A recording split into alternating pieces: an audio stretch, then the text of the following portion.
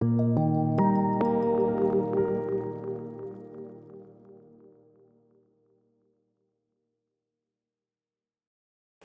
байцгаана уу.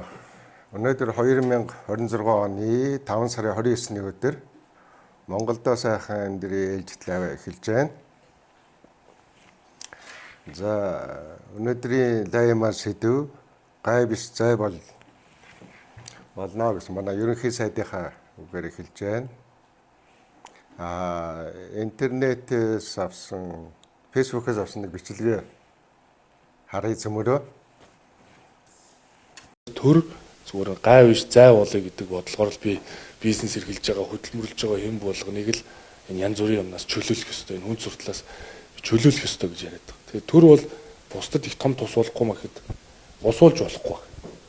Тийм учраас зарим юмнаас хол байх нь хамгийн том тус. Тийм учраас би ерөнхий сайд байхдаа бол гайхамшиг бүтээхгүй гэдгээ бол би хэлсэн. Надад бол янз бүрийн том мега төсөл мөсөл асын хараамаараа бол байхгүй. Тийм урт тоолын тийм одоо 20-30 жилийн юм барьж би тэгж ард түмнийг төөрөгдүүлэх надад шаардлага алга. Ийм хүнд цаг үед би бас энэ улс орныг удирдах байгаа учраас байгаа үедээ салбар болгонд асуудал байвал тулгарсан асуудлыг шийдээд хүмүүсийг нэг 50 амар амгалан амьдруулад нэг өглөө босч гинт гарч ирж зүүдэндээ харсан юм а ярихгүй аль болох дарууга итахан байя л гэж би бодож байгаа. Миний хувьд бол Монгол улс бол одоо маш сайн ерөнхий сайдтай болсон юм байна гэж харж байна эндээс. Урд өмнө одоо дандаа л нэг тийм мундаг ерөнхий сайдтай байсан. 30 хэдэн жил чи одоо тэгэл нэг л мундаг ерөнхий сайдтай байлаа шүү дээ. Тэгээд одоо хөгжсөн юм алга. Үнэхээр одоо энэ учир бол яг энэ хэлсэн үгэндээ хүрэх юм бол Монгол бол хөгжнөө, өөрчлөгдөнө. Одоо үнэхээр ийм нэг оролцоод байдгүй те ингээ боломж олгоод байдаг ийм ерөнхий сайдтай болчих юм бол улс бол ер нь богинохоо хугацаанд хөгжчихнө гэж үзэж байгаа. Бидний хувьд одоо ер нь л засгал саад болдог шүү дээ бүх юмд.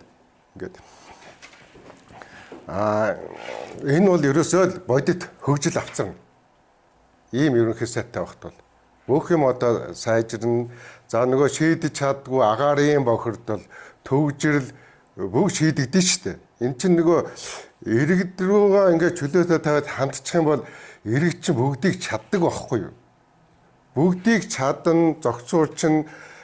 За наад зах нь шүү дээ. Агаарын бохирдол бол одоо үнэхээр энэ төр хотын захиргаа оролцоод авахгүй бол биш дээ.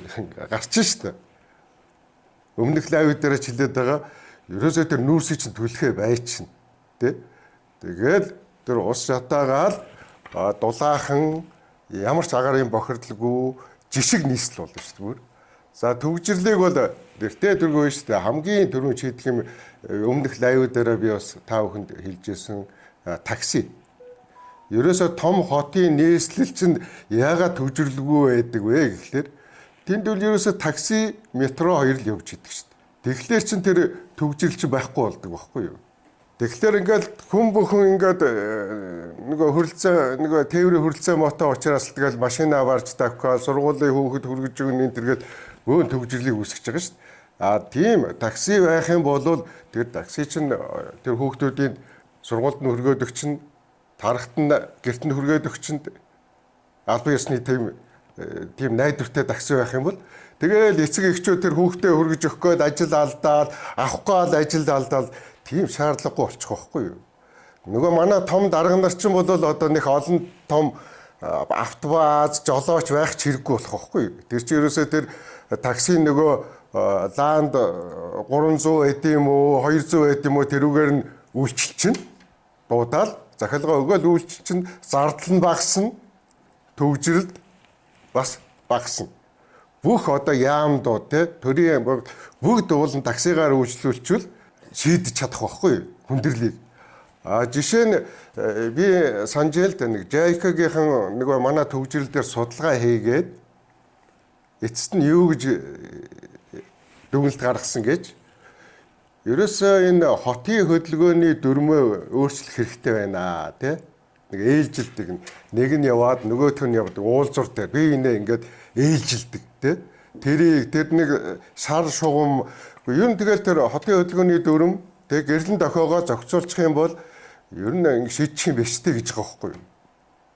Тэр том Токио энэ тэр хотыг төгжрлийг зохион байгуулдаг улсууд чинь энд судалгаа хийгээд тэгж штэ. Энэ гэрлэн дохио хотын хөдөлгөөний дүрмэнд маш их хүндрэл байна. Болохгүй байна гэдэг.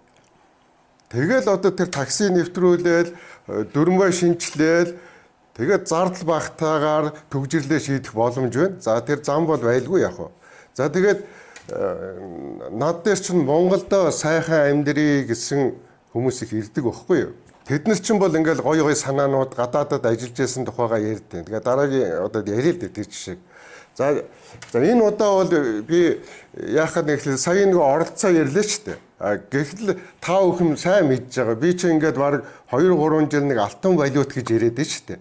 Тэ? Алтан валют одоо энэ л Монгол улсад бол маш чухал юм аа. Бидний эдийн засгийг аврах юм аа гэд. За гэтэл яаж вэ? Нөгөө Монгол банкны тэр өмнөх ерөнхийлөгчөөс ахуулаад бүх удирдлагуудад бид нар чи ингээд 2 жилийн өмнөөс танилцуулаад байгаа байхгүй юу? Одоо ийм олон улсын валютыг бүтээх хэрэгтэй нэ Чингис алтан валют гэдэг. Тэгээд Монгол банк чинь сонсоод байсан гоё юм аа, сайхан юм аа гэдээсэн.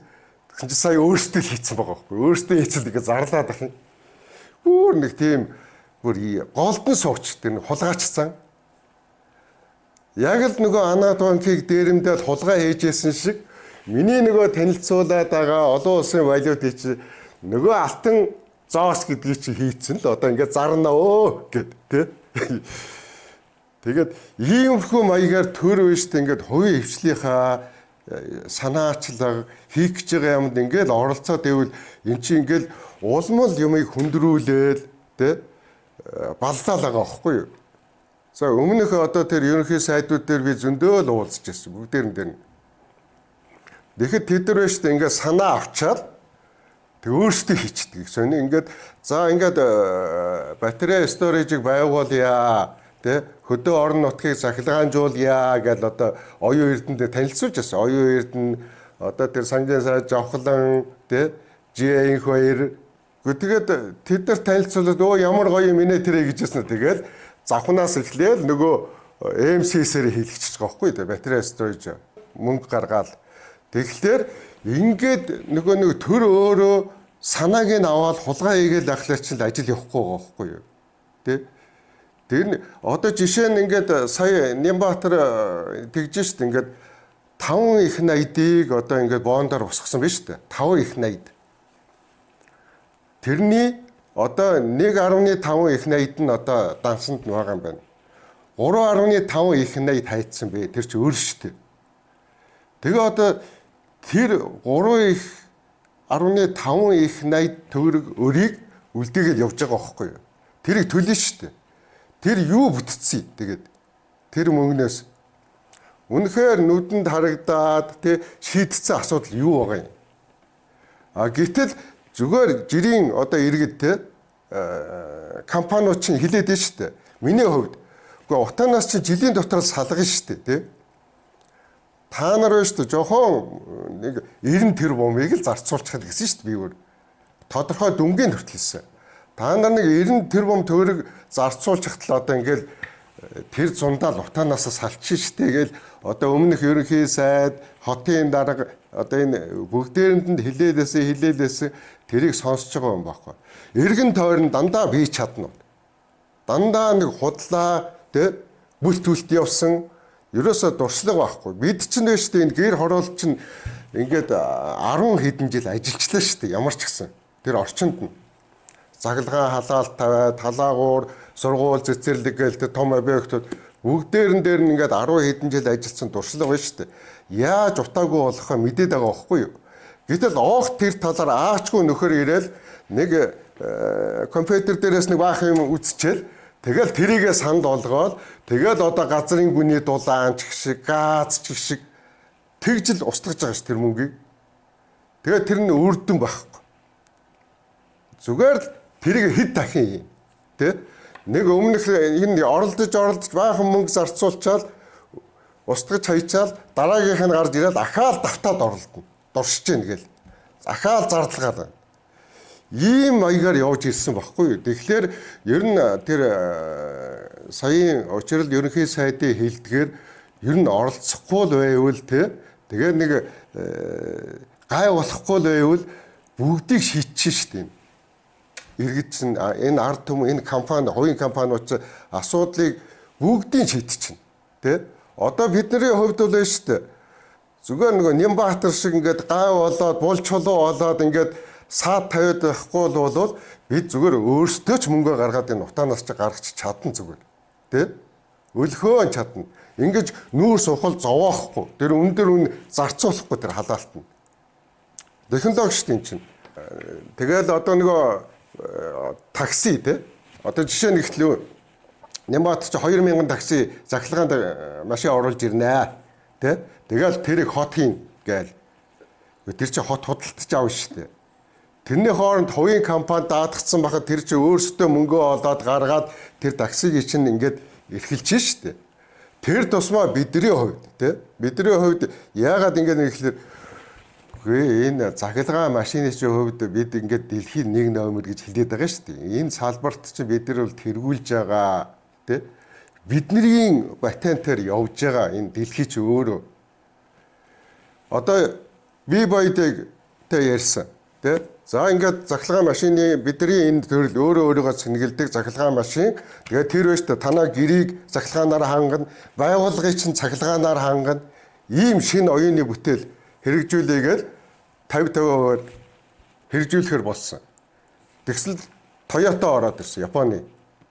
Дараа нь Tesla гуйгаал орж ирж байна. Гэхдээ тэгээд одоо энэ хамгийн дэлхийд дэргүүлээд байгаа тэр BYD тэгээд Toyota, тэр Tesla бүгд Монголыг л царай алдж байгаа үстэй.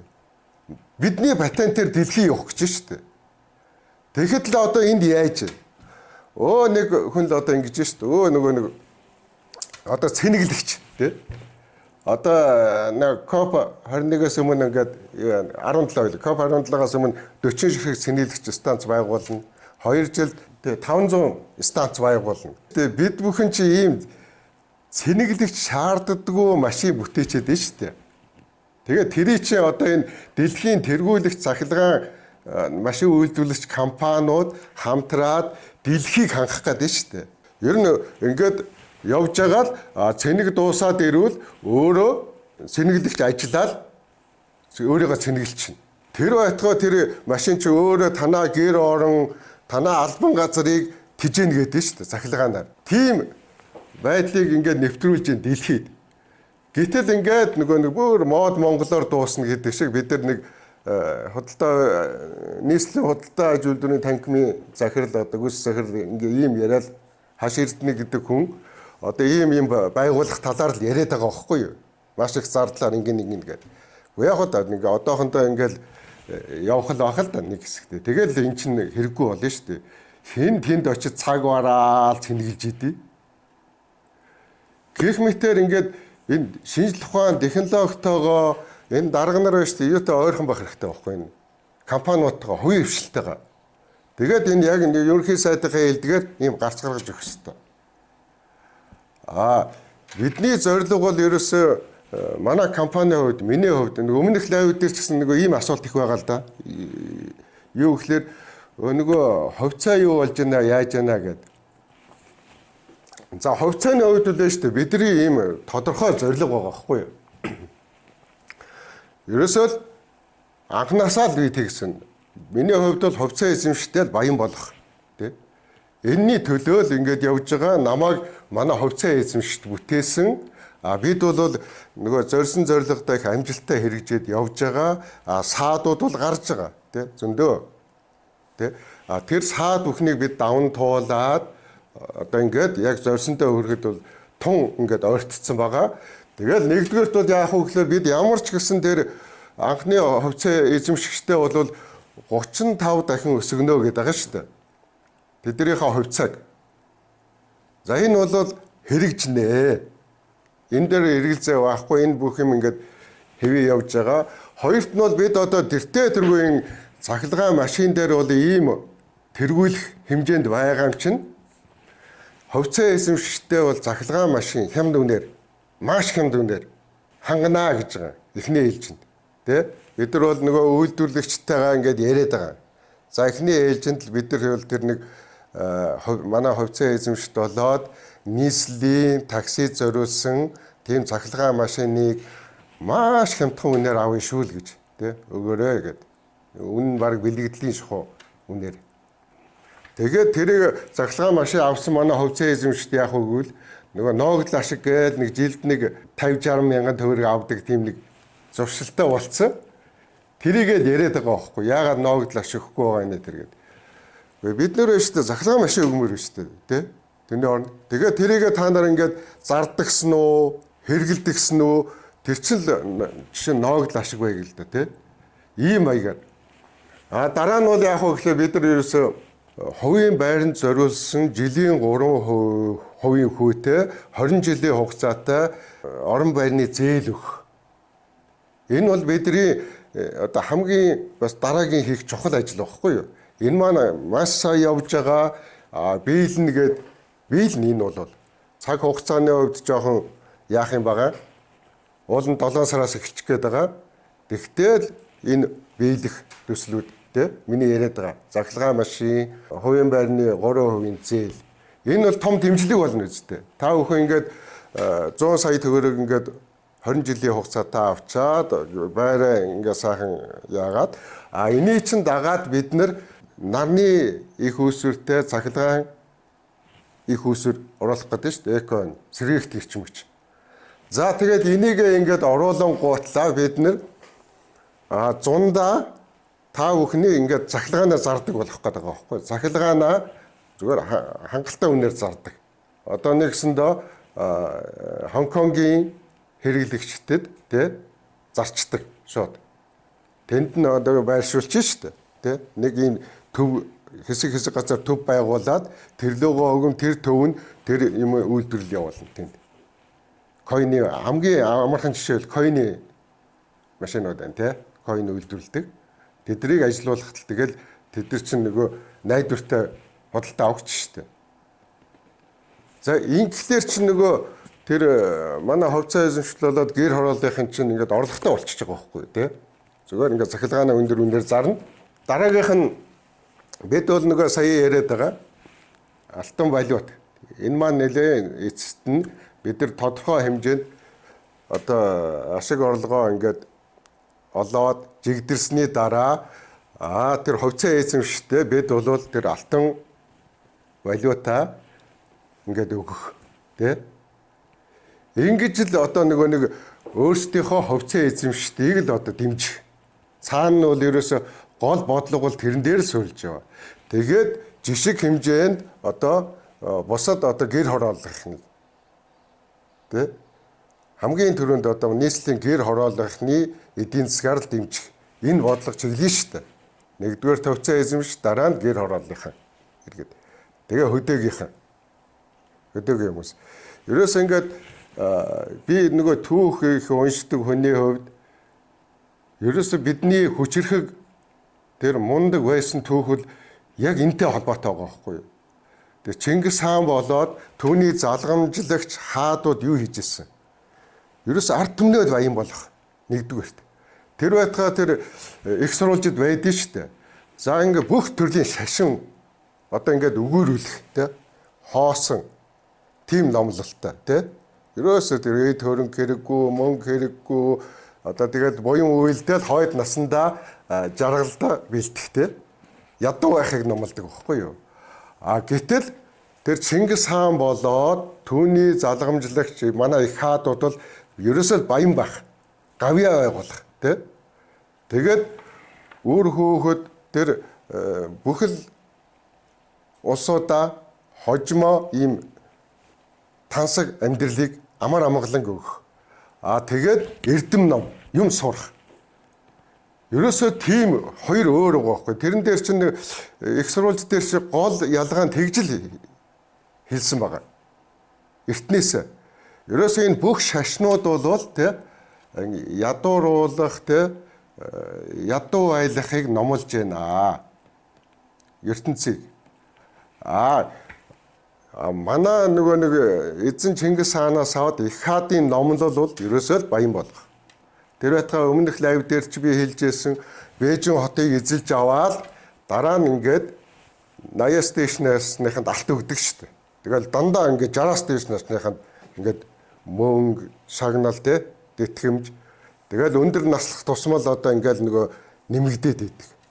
Одоо эзэнт гүрний нутаг дээр байгаа бүх 80 стейшнээсныхад алт өгж байгаа байхгүй юу? Эзэн хаан, Чингис хаан. Тэр чинь ерөөсөө цэрэг дайчид ард түмнэл баян болгох. Тийм учраас тэр дэлхий даяараа бүх хүмүүс тэр хүнийг дагж штэ. Анхнаасаа эхлээд тэгэл эхэлсэн.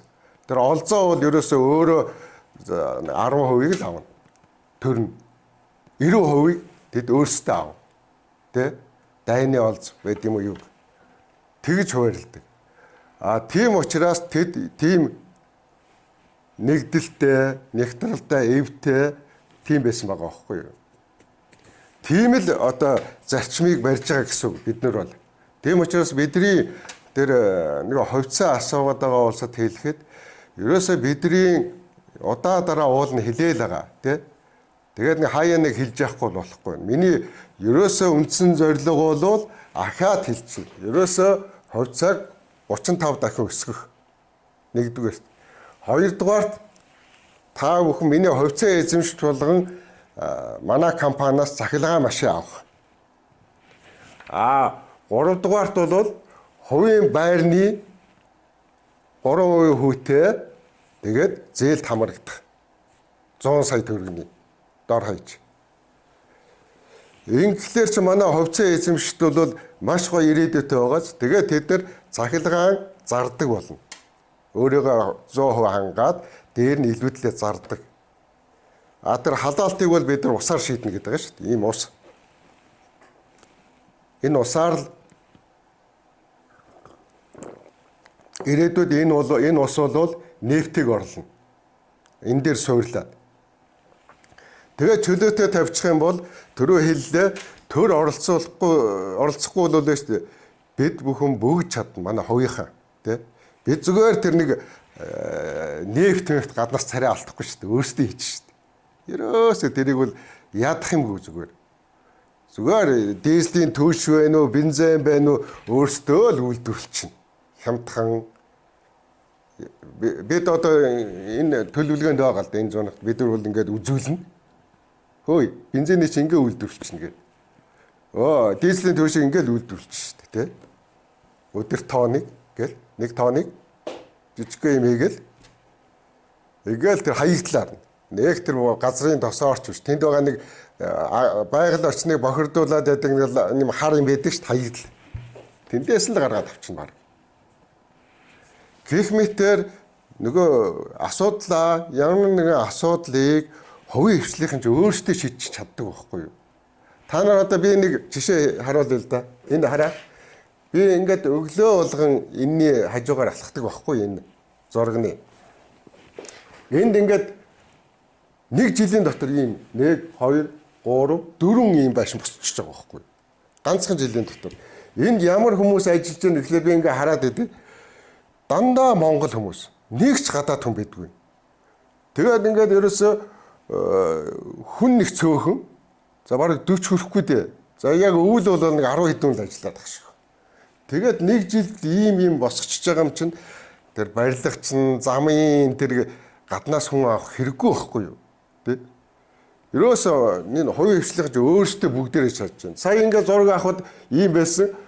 Хэдхэн оны дараа авахт л одоо ийм болчихж байгаа байхгүй юм чинь. Маш хурдтай.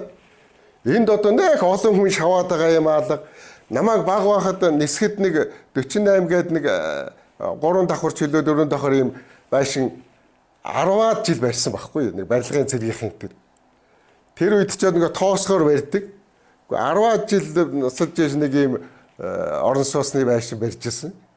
Тэрийг их тод сандыг. Гэтэл одоо хараа л да. Ганцхан жилийн дотор ингээд хийчихэж байна. Дээр нь би түрүү нэг дурдсан шүү дээ. Нэг ингээд нэг Монголдо сайхан юм дээр энэ лайвч юугаар над дээр хүмүүс ингээд батарей аваад их уулзт юм аа. Тэр уулзсан улсууд надад биш ингээд гайхамшигтай юм ярьж байгаа байхгүй юу. Гэхдээ тэр ямар ч улс биш штэ. Өөрсдөө ингээ боон тусгаад, өөрсдөө мөнгөө гаргаж байгаа бол өөрсдийн хүмүүсээрээ ажлын байрыг бий болгодог байхгүй, техниктэй болгоно. Хүмүүсээ замын маш чухал техник авах боломжоор хангана.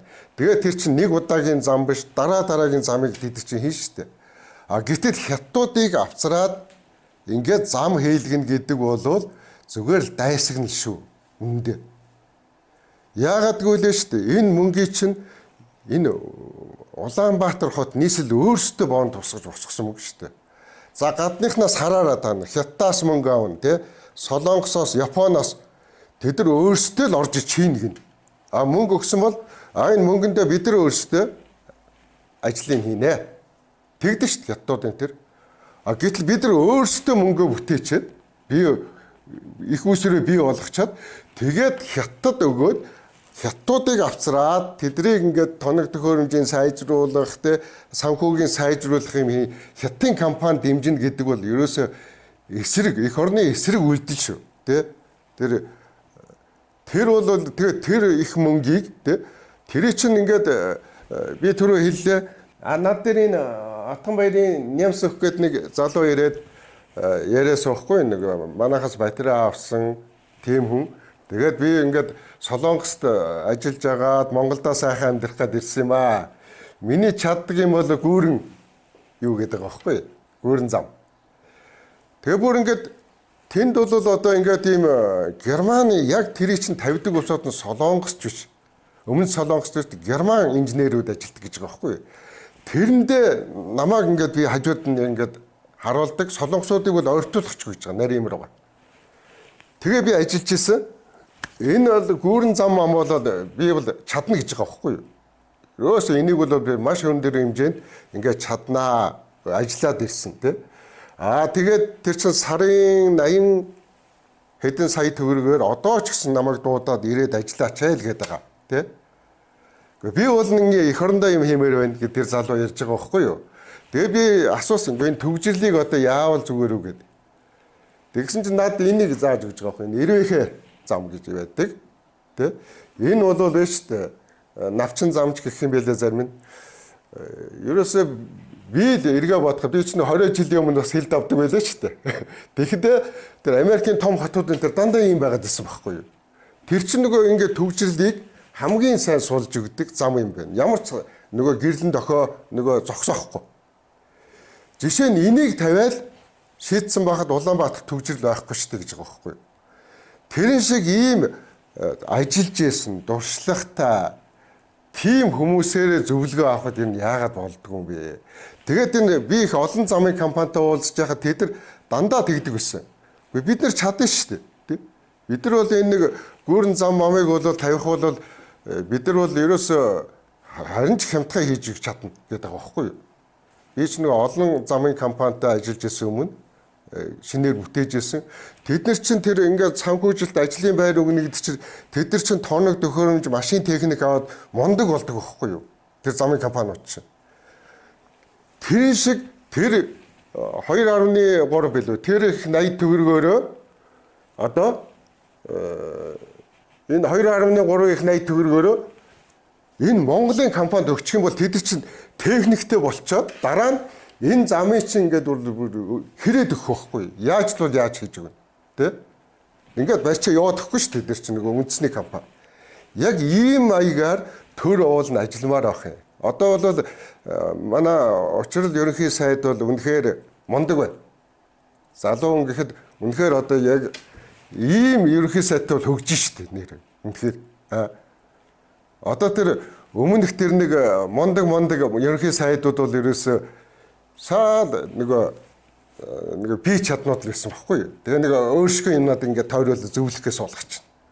Тэд нар л тэгэл нэг юу байдیں۔ Нэг интернет фэйсбүүкээс нэг юм халж харчаал тэрийгээ санал болгоод тэрэнд нь ингээд жүжиг тавиал тэгэл ингээд нэг дандаа бүтлгүй юм хийсэн. Дандаа суурил тэ өмнөх бид тэр өөр байж штэ ингээд ер нь өөр үйлдвэрлэж байгаа тэ тэр ерөнхий сайд хотын дарга бол хамгийн муу хүмүүс шүү.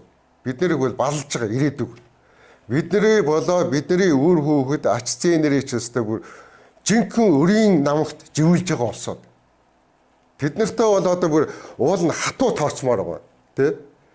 Тэгээд ерөөсө чи хэдэн төгрөгийн өр бий болгосон бэ? Энийг яасан хааваад тэ?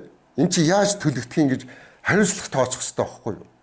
Тэгээд нэг баахан мундаг хүн бол жүжиг тавьж завсараас нэг баахан хусчаал тэгээд огцорол болоо. Жинхэнэ хамгийн хүнд ялыг тэднэрт өгж явах хэрэгтэй. Шударга байггүй л тэ?